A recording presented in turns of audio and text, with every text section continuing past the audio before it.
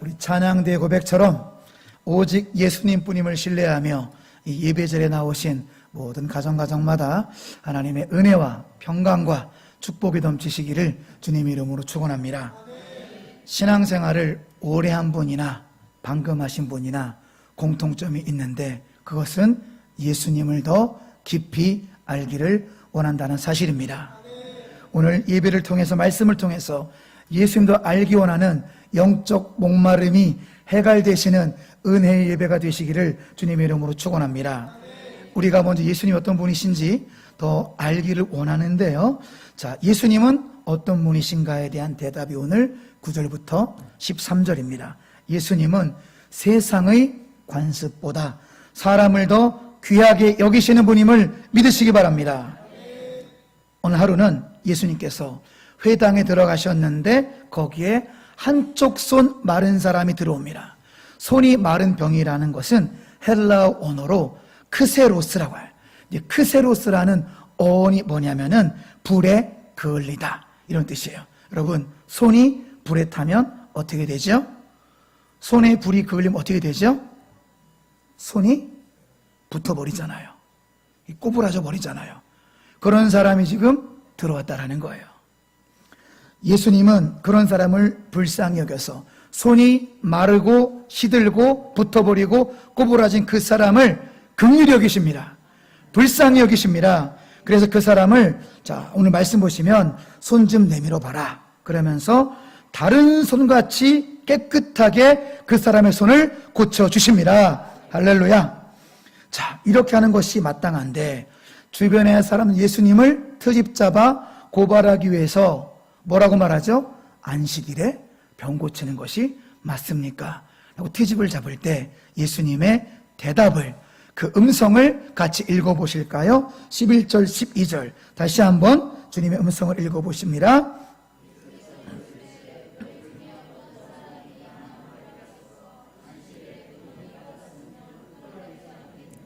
사람이 양보다 얼마나 더 귀하냐. 그러므로 안식일에 선행하는 것이 옳으니라 하시고. 아멘. 그렇습니다. 소나 양이 안식일에 구덩이에 빠지면 끌어 올려주는 것이 마땅합니다. 소나 양도 그렇게 하는데 하물며 하나님의 형상을 닮은 사람을 구하는 것은 마땅한 일입니다. 안식일에 선과 사랑을 행하는 것이 마땅한 거예요. 여러분, 안식일은 구약의 율법에 속하죠. 그리고 예수님은 구약 율법을 완성하신 분이심을 믿으시기 바랍니다. 좀 위로 올라가셔가지고요 8절 말씀 같이 읽어보실까요? 시작. 인자는 안식일의 주인이라. 아멘. 예수님이 안식일의 주인이십니다. 안식일을 만드신 분이 주님이십니다. 안식일의 모든 것을 이루시는 분도 주님이십니다. 그러니까 주님이 지금 안식일에 대해서 뭐라고 말하는 거냐면 사랑과 선을 행하는 것이 마땅하다라고 말씀하십니다. 안식일을 만드신 분이 안식일에 기계적으로 가만히 있으라는 것이 아니라 안식일에 마땅히 하나님을 사랑하고 사람을 사랑하고 선을 행하는 것이 마땅하다고 말씀하시며 긍휼한 마음으로 손을 내밀라고 말씀하시며 그 마른 손을 깨끗하게 고쳐주시는 치유의 은혜 역사가 우리 모두에게 동일하게 임하시길 주님의 이름으로 축원합니다. 사랑하는 성도 여러분, 예수님이 어떤 분이시지를 더 자세히 기억하시기 바랍니다. 예수님은 관습보다 사람을 더 귀하게 여기시는 분이십니다. 양옆에 계신 분한테 그렇게 한번 축복해 주세요. 하나님이 당신을 정말로 귀하게 여기십니다. 시작. 여러분, 하나님 얼마나 귀하게 여기신지 몰라요. 많은 분들이 휴가철이다 또는 코로나다 그래가지고 오늘 많은 분들이 못 오셨는데도 불구하고 또 방송에서 연일 교회를 또 이렇게 욕하고 있잖아요. 그런 가운데 또 예배 나와서 하나님께 예배 드리시는 여러분 정말로 귀하게 여기신 줄로 믿습니다. 하나님 여러분을 귀하게 여기는 정도가 아니라 여러분을 두고 보시기에도 아까우실 정도라는 여러분을 귀하게 여기심을 믿으시기 바랍니다. 여러분 힘을 내십시오. 하나님은요 공중나는 참새도 귀하게 여기십니다. 공중나는 참새를 먹이기도 하시고 보호하기도 하시고 그 새들이 쉴 수 있도록 나무도 주시고 참새가 집을 지을 수 있도록 이렇게 나무 가지까지 주시고 또 참새가 알을 품을 수 있도록 쉼을 주시는 하나님이신데 하물며 사람일까 보냐. 할렐루야. 얼마나 귀하게 여기시는지 몰라요. 하나님께서 다른 모든 피조물들은 말씀으로 창조하셨어요. 빛이 있으라, 묻이 있으라, 궁창이 있으라. 그런데 하나님이 직접 흙을 빚으셔가지고 하나님의 생기를 불어넣어서 하나님이 직접 만드신 사람이 저와 여러분을 믿으시기 바랍니다. 그렇게 우리를 귀하게 여기신다는 거예요. 너무나 우리 특별하게 여기시고 너무나 나를 귀하게 여기시는 하나님 안에서 참된 소망을 잃지 않는 우리 모두가 되시길 바랍니다. 그 사람을 정말로 귀하게 여기시는 하나님, 그래서 관습에 얽매이지 않고 우리를 무조건 사랑하십니다. 하나님 우리를 얼마나 사랑하시냐. 여러분의 머리카락을 세실 정도로 하나님 우리를 사랑하심을 믿으시기 바랍니다. 너무나 큰 은혜라서 잘 와닿지 않으시죠? 하나님께서 내 머리카락을 셀 정도로 사랑하신다. 이렇게 많은 머리카락을 셀 정도로 이러면 느낌이 잘 옵니까 안 옵니까? 더 잘 오는 다른 예를 비유해드리면 집 이 자리에 총각 처녀도 앉아있고 아버지 어머니들도 앉아 계시지만 우리가 처음에 아기를 낳으면은 아기의 손가락 발가락을 보면서 뭐를 먼저 하죠?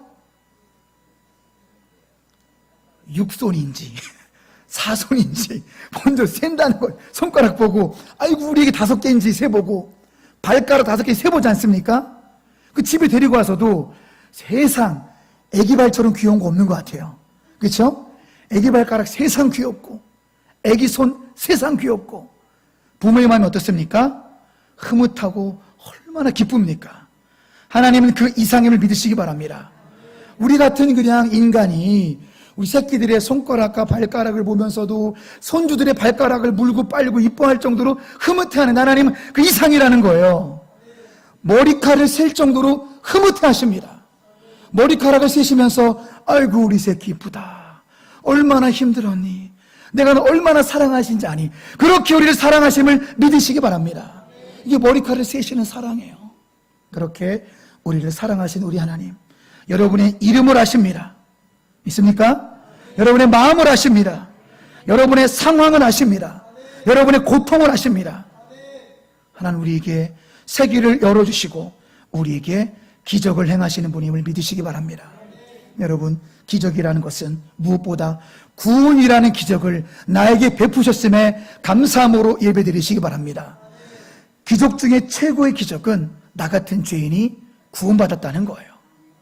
여전히 죄악에 있는 장경로 목사님 표현을 빌리면 우리가 얼마나 죄인이냐. 마른 하늘에 지하에 숨어 있어도 벼락맞아 마땅한 것이 우리다 라고 표현할 정도로 우리 죄성, 믿는다고 말하면서도 하나님을 사랑한다고 말하면서도 사랑하지 않고 말씀을 순종한다고 순종하지 않고 거룩하다라고 찬양하면서 거룩하게 살지 않는 우리의 모든 추악한 모습을 다 알고 계시고 보고 계시면서도 우리의 넘어짐을 아시고 우리 모든 죄악을 알고 계심에도 불구하고 내가 너를 사랑한다, 내가 너를 구원한다, 나는 너의 구원의 하나님이라고 말해주시고 칭의, 우리 같은 죄인들을 의인이라고 불러주시는 것이 기적임을 믿으시기 바랍니다. 여러분 그게 기적이에요. 미라클 워커, 그게 기적이라는 거지요. 당장 보이는 게 없을 수 있어요. 당장 잡히는 게 없을 수 있어요. 당장 병이 안 나을 수도 있습니다. 그럼에도 불구하고 구원이라는 최고의 기적을 경험하심, 구원이라는 최고의 기적을 우리가 경험함으로 하나님께 감사하고 하나님께 만족할 수 있는 우리 모두가 되시길 축복합니다. 여러분 주님을 만족하시기 바랍니다. 불평하면 기쁨이 사라져요. 행복이 사라집니다. 인생을 기쁘게 살아가는 길, 행복하게 살아가는 길은 자족하시기 바랍니다. 바울처럼 높은 데 있건 낮은 데 있건 항상 바울처럼 자족하는 영성이 되시길 바랍니다. 병을 주신 것도 감사, 병치료도 감사, 돈을 주신 것도 감사, 가난도 감사, 범사에 자족하는 영성과 성숙한 믿음이 되시기를 바랍니다. 자족하셔야 돼요. 불평하면 누구만 불행할까요? 나만 불행한 거예요. 작은 거에 감사하고 작은 거에 만족하고 된장찌개에 두부를 한 숟갈 떠서 드시더라도 아우 두부 이 된장찌개 감격하시기 바랍니다. 만족하셔야 돼요. 좋아하는 음악을 듣고 찬송을 들어도 이렇게 좋은 음악이 있다니, 이렇게 좋은 찬양이 있다니, 찬양에만 은혜 받아도 행복해집니다. 할렐루야. 자꾸 만족하셔야 돼요. 불평불평하지 마시고 자족하시고 만족할 때 기쁨과 행복이 밀려오고 그게 하루하루 쌓이면 행복한 인생인 줄 믿습니다. 자족할 수 있어야 돼요. 무엇보다도 우리는 구원이라는 최고의 기적을 경험하고 있음을 꼭 기억하시기 바랍니다. 그 기적의 주인공이 우리가. 아무쪼록 첫 번째 메시지, 어떤 관습보다 사람을 귀하게 여기시는 나의 하나님을 바라보심으로 참된 소망 가운데 거하시는 이번 한 주간이 되시기를 축원합니다. 자, 두 번째 주님의 음성은, 자, 우리 누가복음 14장으로 이사가 보실까요? 자, 누가복음 14장을 펴시면서 특별히 2절 읽을 준비하시고, 자, 누가복음 14장 2절 펴보시고, 두 번째 주님 메시지는 예수님은 어떤 분이신가요? 예수님은 세상이 버린 자들을 끌어안고 품으시는 분임을 믿으시기 바랍니다. 예수님이 그런 분이에요. 세상이 버린 사람들을 예수님은 끌어안으십니다. 자, 예수님의 긍휼의 말씀, 우리 누가복음 14장 2절 먼저 다시 읽어보십니다. 주의 앞에 수종병 든 한 사람이 있는지라. 수종병이 뭐냐면 고창병의 고창병. 고창병이 뭐냐? 저희 집안은 소를 한 20년 키워가지고 고창증이 뭔지 잘 알아요. 소들이 고창증이 걸리면 소 배 자체가 큰데 소가 고창증이 걸리면 소 배가 빵빵해져요. 이게 수종병이에요. 수종병. 수종병은 장에 있는 균 때문에 배에 물이 차는 병입니다. 의사가 쳐다보고 있으니까 설교하기 좀 애매하네. 의사가 맞죠? 수종병은 장의 세균이 막 확산이 돼가지고 배에 물이 차는 거예요. 물이 차니까 어떻게 돼요? 몸이 띵띵 부어요. 몸이 띵띵 부어서 죽을 수도 있어요. 그런데 그 물이 차가지고 몸이 띵띵 부었는데 목은 계속 말라. 물을 먹어도 목이 또 말라는 거예요. 그래, 괴로운 병이 무슨 병이다? 수종병. 이 사람이 언제 또 왔어요? 안식일에. 안식일에 왔는데 예수님은 또 사랑과 긍휼로 이 사람을 즉시 고쳐주십니다. 할렐루야. 수종병뿐만 아니라 모든 불치병을 고쳐서 보내시는 주님. 4절 보세요. 예수께서 그 사람을 데려다가 고쳐 보내셨습니다. 할렐루야. 고치심의 은혜가 우리 모두에게 넘치시길 축원합니다. 자, 그러면서 두 번째 메시지에 우리가 기억할 점 뭐냐면은 13절로 이동해 보세요. 13절. 누가복음 14장 13절 같이 읽습니다. 잔치를 베풀건 차라리 가난한 자들과 몸 불편한 자들과 저는 자들과 맹인들을 청하라. 구약의 율법과 정반대죠. 구약의 율법은 이런 사람들은 성전에 올 수 없었어요. 부정하다. 이 당시의 분위기는 이런 사람들은 하나님께 저주를 받은 자들이다. 성전 근처에도 못 오게 했을 뿐만 아니라 이스라엘 진의 밖으로 떨어져 나가라고 그랬어요. 하지만 우리 예수님 이런 자들을 불러드리라고 말씀하십니다. 이게 바로 예수님의 예수님. 21절 읽어보실까요? 21절. 종이 돌아와 주인에게 그대로 고하니 이 집 주인이 노하여 그 종이 이르되 빨리 시내의 거리와 골목으로 나가서 가난한 자들과 몸 불편한 자들과 맹인들과 저는 자들을 데려오라 하니라. 사랑의 예수님을 만나시기 바랍니다. 구약의 율법은 이들은 성전 근처, 하나님 백성 공동체 근처도 못 오게 하라고 했지만 예수님은 장애우들을 모시고 와라. 몸이 불편한 자들을 데리고 와라. 살약자들을 데리고 오라고 구약의 율법과 정반대로 말씀하시는 사랑과 긍휼 예수님을 만나시는 오늘이 되시길 바랍니다. 예수님 그런 분이에요. 오히려 장애우들 와라. 세상에서 소외당하고 세상에서 버림받아당하고 마치 세상이 버린 듯한 사람들을 천국잔치로 불러들이시는 예수님의 참사랑이 우리 가슴에 머물기를 주님의 이름으로 축원합니다. 세상에 이런 사람들이 많이 있어요. 주변을 둘러보세요. 세상 사람들이 다 손가락질하고 다 싫어하고 마치 세상이 버린 듯한 그런 사회적인 음지, 사회적인 약자의 사람들에게 찾아가서 성전으로 불러 모으시는 하나님의 사랑이 우리의 사랑이 되시기를 축원합니다. 우린 그런 사람들에게 다가가야 됩니다. 손가락질하는 사람들, 세상 사람이 우습게 여기는 사람들, 우리가 그 길을 걸어가야 될 줄로 믿습니다. 왜냐하면 그런 삶이 예수님 보실 때 진정 제자이기 때문입니다. 양옆에 계시면 축복하실까요? 예수님의 참된 제자가 되시기 바랍니다. 그렇습니다. 셋째로 예수님은 어떤 분이신가요? 마태복음 25장으로 우리 끝으로 다시 한번 확인해 보면서 마태복음 25장 31절 한번 펴보실까요? 마태복음 25장 31절로 46절, 마태복음 25장 31절 46절 우리 보실 때에 예수님이 어떤 분이신가요? 예수님은 지극히 작은 자를 돌보시는 분임을 믿으시기 바랍니다.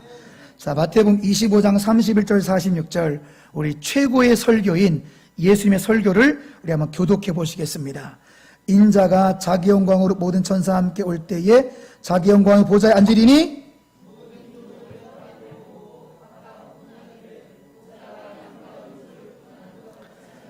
양은 그 오른편에 염소는 왼편에 두리라.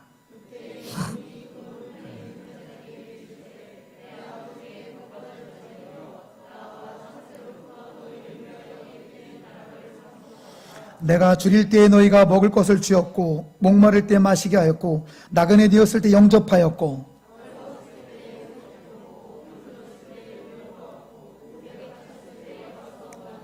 이에 의인들이 대답하여 이르되 주여 우리가 어느 때에 주께서 줄이신 것을 보고 음식을 대접하였으며 목마르신 것을 보고 마시게 하였나이까?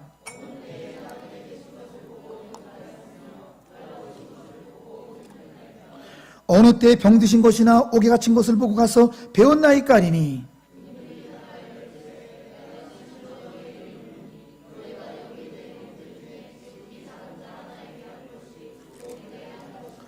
또 왼편에 있는 자들에게 이르시되 저주를 받은 자들아 나를 떠나 마귀와 그 사자들 위하여 예비된 영원한 불에 들어가라.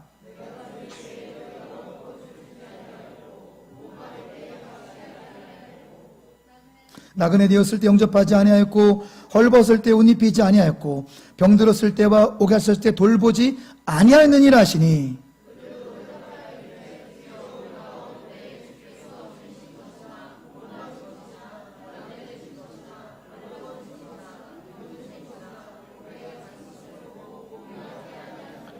이에 임금이 대답하여 이르시되 내가 진실로 너에게 이르노니 이 지극히 작은 자 하나에게 하지 아니한 것이 곧 내게 하지 아니한 것이니라 하시리니 그들은 영벌에 의인들이 영생에 들어가리라 하시니라. 아멘. 여러분 이 말씀의 핵심 키는 40절이에요 40절에 밑줄 치시기 바랍니다. 중간쯤에 내 형제 중에 지극히 작은 자 하나, 이 말씀이 40절 전체 문맥의 키인데 무슨 얘기냐? 여러분 오늘 마태복음 25장의 31절 46절은 예수님의 마태복음 안에서의 마지막 설교입니다. 가장 중요한 설교라는 거예요.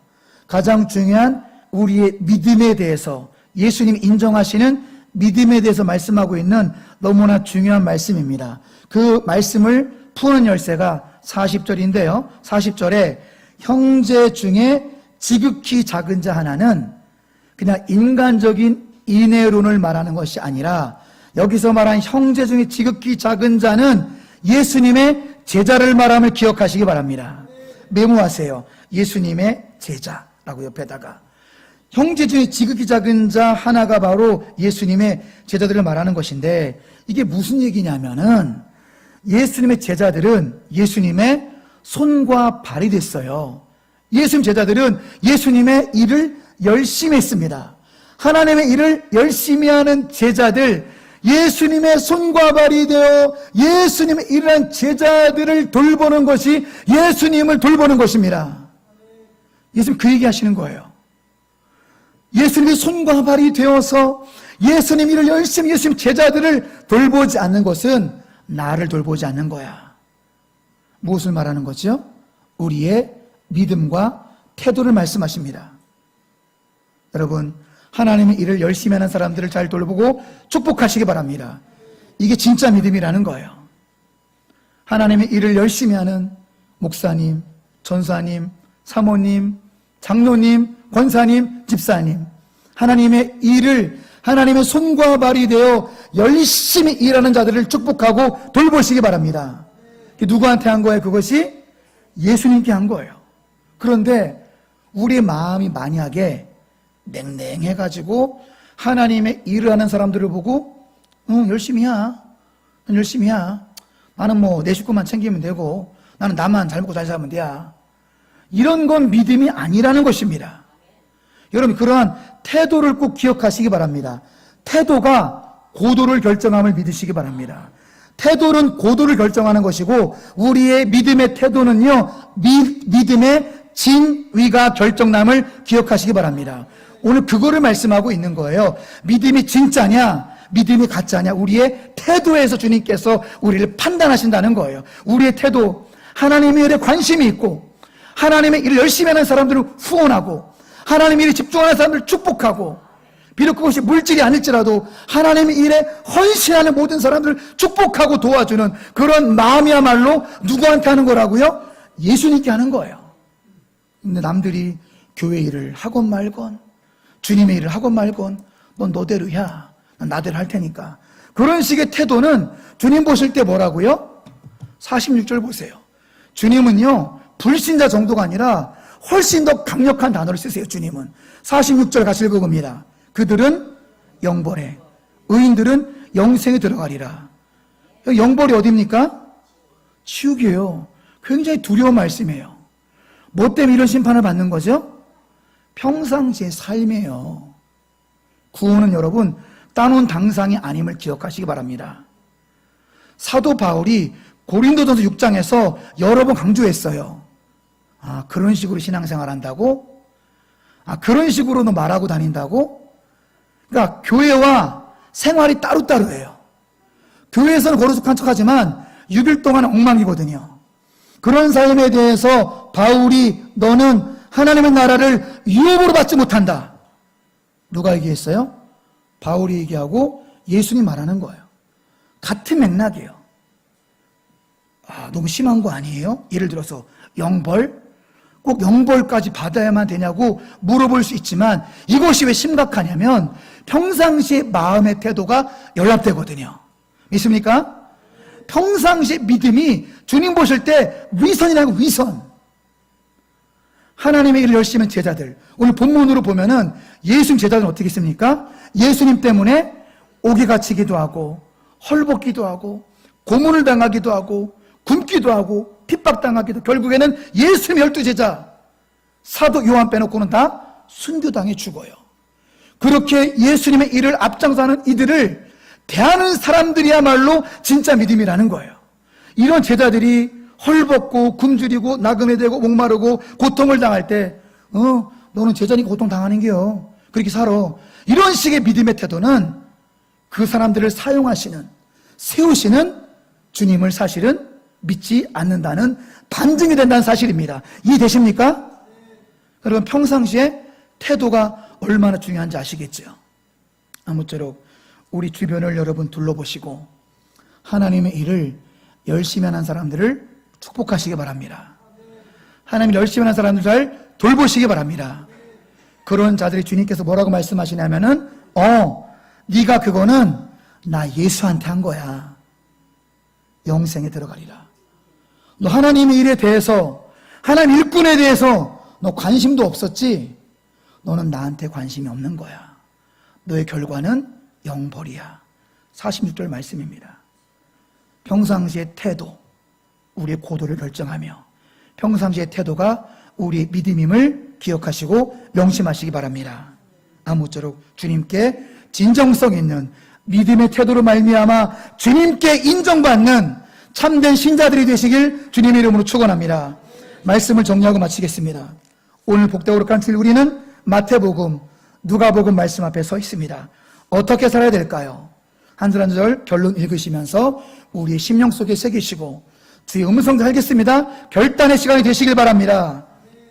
같이 읽습니다. 첫 번째, 우리도 예수님을 닮아 관습보다 사람을 더 귀하게 여기시길 축원합니다. 아멘이시죠? 두 번째, 우리 예수님을 더 닮아 세상에 버린 자들을 끌어안고 품는 그런 삶이 되시기를 주님의 이름으로 축원합니다. 세 번째, 우리도 예수님을 닮아 주님의 일을 감당하는 지극히 작은 자를 돌보는 믿음의 삶이 되시길 주님의 이름으로 축원합니다. 저기 왜 중요하다고요? 누구한테 한 거라고요? 예수님께 한 거기 때문에. 그런 태도를 인정받는 참된 믿음의 길을 걸어가시길 주님의 이름으로 축원합니다. 이렇게 말씀대로 살아감으로 말미암아 말씀대로 은혜 받고 할렐루야 말씀대로 축복받는 동암의 모든 가족들이 되시기를 주님의 이름으로 축원합니다. 기도하겠습니다.